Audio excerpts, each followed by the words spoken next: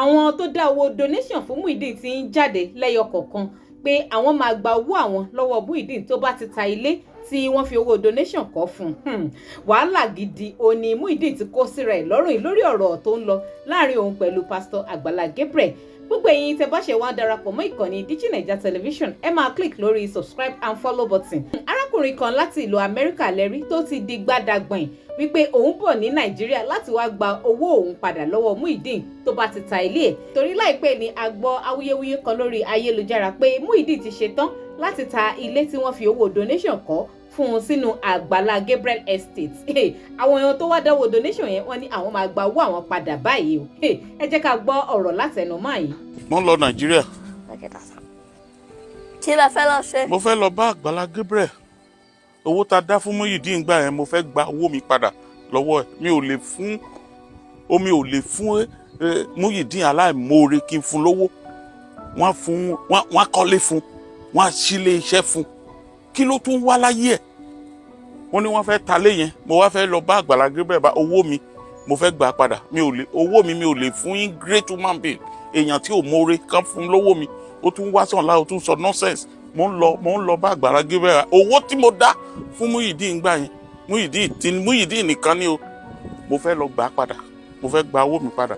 Àti bóyá tán bá ti ta wọ́n ní wọ́n fẹ́ ta lé ẹ̀. Tán bá ti ta lé ọ̀kan fún mi lé yẹn. Kí n gba ilé yẹn. Mi ò lè fún owó mi fún aláìmoore ni. Àwọn useless person kan tún wá sàn láà wọ́n tún bẹ̀bẹ̀ owó fún. Wọn ò lè sọ pé kó ṣiṣẹ́. Are you guys normal? Are you okay? Mo ń bọ̀ báyìí. Ẹ̀yin ọ̀ṣẹ́ rí wípé Muyideen ti wá wọ gàù báyìí pátápátá lórí ọ̀rọ̀ yìí. Báwo ló wá ṣe yọra ẹ̀ nínú gbogbo wàhálà tó kóra ẹ̀ sí? Èmi ò mọ̀ o nítorí òun fúnra ẹ̀ ló fọwọ́ ara ẹ̀ fa jọ̀gọ̀dẹ̀ sọ́rùn ara ẹ̀. Àmọ́ ẹ jẹ́ ká lọ wo kọ́mẹ̀ǹtì ká wo èrò àwọn èèyàn lórí ọ̀rọ̀ fídíò yìí àti ohun tí màá yìí sọ. One commenter Dámilọ́lá Ọláyínká ó ní God bless you sir. Solomon Awódèyí ó ní nice one bro Muyideen is an ingrate àbí o. Ọdún Ayọ̀ Àlàní ó ní God bless you my brother. Ó ga o a lot of people ló ṣe kọ́mẹ̀ǹdì máa yí fún kan tó sọ yìí wípé òun máa wá gbọ́ owó òun padà lọ́wọ́ Muyideen. Ṣé Muyideen ò ti wá dára kò ti dáràn bọ ọrùn ara ẹ̀ báyìí? Adésínà Fọláṣadé ó ní you are welcome sir. Akeem Owólabí ó náà ní best video and response to Muyideen. Àwọn èèyàn ṣàfẹ́ roast Muyideen ní ṣá pé ẹni tí kò sá ní Muyideen àwọn ò tiẹ̀ fẹ́ gbọ́ ọmọ rárá ó ga o. Ààrẹ Túnjí ó ní thank you sir daddy ungrateful Muyideen. Tèmítọ́pẹ́ Ọmọyẹni ó ní I appreciate this content sir. How I wish it can happen truly.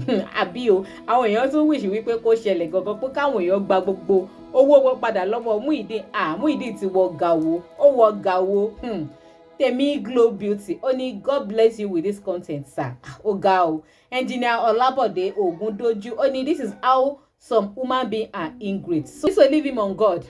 Ẹ gbọ́ ṣé kí wọ́n fi ọ̀rọ̀ Muyideen mọ́ Ọlọ́run ni àbí kí àwọn tó dá owó fún kí wọ́n takú pa àwọn máa gbowó àwọn padà lọ́wọ́ Muyideen because Muyideen fúnra ẹ̀ òun kò ronú ara ẹ̀ jinlẹ̀ dáadáa kó tó di pé ó gbégbèsè tó gbé yẹn.